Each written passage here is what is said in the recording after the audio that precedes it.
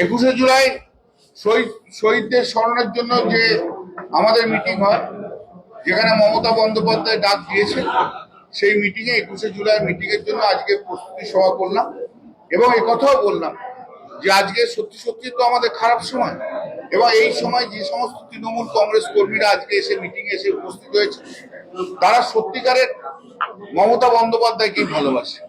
মমতা বন্দ্যোপাধ্যায়কে ভালোবেসে দল করে বলে আজকে পুলিশ যে ভয় দেখাচ্ছে, পুলিশ সব জায়গাতে থ্রেট করে দিচ্ছে, তার সত্ত্বেও যারা এসছে তারাই হচ্ছে আসল কর্মী, তৃণমূল কংগ্রেসের আসল কর্মী। এবং আগামী দিনে তাদের মধ্যে থেকে নেতা নির্বাচন করে তারাই করে আমরা আমাদের মতো কাজ করব। আপনারা একটা জল্পনা হচ্ছে যে অনুব্রত মণ্ডল ঋতব্রতর সাথে যোগাযোগ রেখে, ভাই এসব আমি বলতে পারবো না, কে কোথায় যোগাযোগ করছে না করছে। সে তো আপনারা মিডিয়া লিখে দিয়েছিলেন স্বপন দেবনাথ চলে গেছে ঋতুব্রতর সঙ্গে, তো স্বপন দেবনাথ এখানে কথা আমি বলতে পারবো না। বললাম না আজকে বারুইপুরের মুখ্যমন্ত্রী শুভেন্দু অধিকারী, আমরা বারুইপুর নিয়ে তো প্রেস কনফারেন্স না, প্রেস কনফারেন্স বর্ধমান নিয়ে বলুন।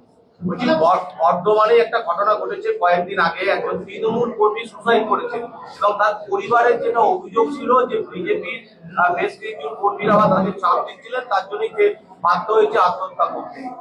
তৃণমূল কংগ্রেসের কোনো প্রতিনিধি কি তার বাড়িতে গেছেন বা কি তাদের? আমি জানি না এত লোকাল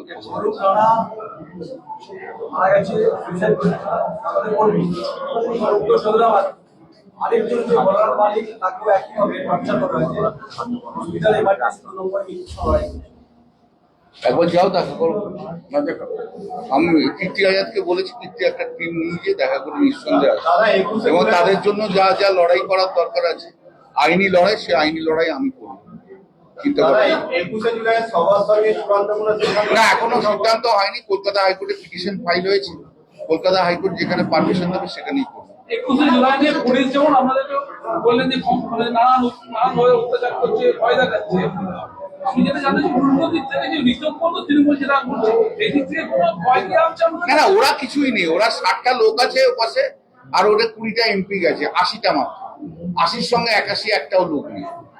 কারো কনস্টিটুয়েন্সিতে কেউ একটা লোকও নিয়ে যেতে পারেনি, কেউ কারো কনস্টিটুয়েন্সিতে ঢুকতেই পারেনি।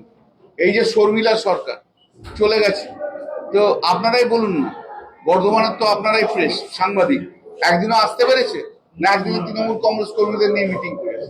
অমন এমপি এমএলএ থাকার দরকার আর কি আছে? শুধু পার্লামেন্ট করলাম আর বাড়ি গেলাম, শুধু বিধানসভা করলাম আর বাড়ি গেলাম, প্রেস কনফারেন্স করলাম আর বাড়ি গেলাম, তাতে কি হবে? আজকে যে তৃণমূল কংগ্রেস কর্মীরা যারা সত্যি সত্যি বিপদে রয়েছে, যারা জেল খাটছে, 14,000 কেস দিয়েছে, আজ সমস্যা সারা পশ্চিমবাংলা জুড়ে, সেই তাদের পাশে কজন দাঁড়াচ্ছে সেটাই তো বড় কথা। কজন আছে? আমি তো বলেই দিয়েছি আগামী 1 বছর কোনো রোজগার করবো না, শুধু তৃণমূল কংগ্রেস কর্মীদের হয়ে মামলা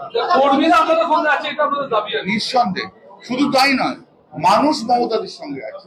এই যে 41% ভোট পেয়েছে, বিজেপি 45% ভোট পেয়েছে, 4%-এর ভোটের তফাৎ, 41% মানুষ মমতা বন্দ্যোপাধ্যায়ের সঙ্গে আছে। এই 80 জনই আছে, বাড়ির সব লোক কিন্তু ওদের সঙ্গে নেই। ওদের বাড়িতে কেউ যায় না, শুধু খবর কাগজওয়ালা আর দুধওয়ালা ছাড়া আর কেউ যায় না। যা হচ্ছে হবে, দেখা যাক না, কি আছে? সবই তো আতস কাজের তলে। আমরা তো সবই খারাপ, ওদের সবই ভালো, দেখা যাক, দেখা যাক না।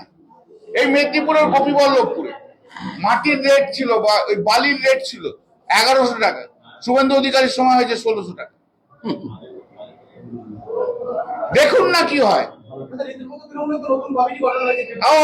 ওটাকে আমি কাউন্টই করি না। কেন? আপনি ওকে আপনি গুরুত্ব দেন, আপনি দিন, আমি দিই না। কার্যকরী হচ্ছে বলে শোনা যাচ্ছে এবং রাজভবন থেকে সবুজ সংকেত পাওয়া হয়েছে বলে। সবুজ সংকেত রাজভবন দিলে তো হবে না, এটা তো প্রেসিডেন্টের অ্যাসেন্ট দিতে হবে। কাদের কমিটি? কিসের কমিটি? হ্যাঁ, কি হয়েছে?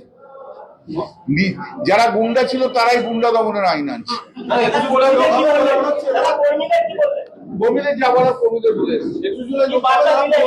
বার্তা দিলাম যারা সত্যিকারের তৃণমূল কংগ্রেস, যারা মমতা বন্দ্যোপাধ্যায় যারা ভালোবেসে তৃণমূল করেন, তারা 21শে জুলাই কলকাতায় আসবে। পুলিশ অনেক বাধা দেবে, বিজেপি অনেক গুন্ডামি করবে, সেই বাধা খেলে সেই গুন্ডামিকে ফেস করে আপনারা যারা যারা যেতে পারবেন তারা আসুন 21শে জুলাই।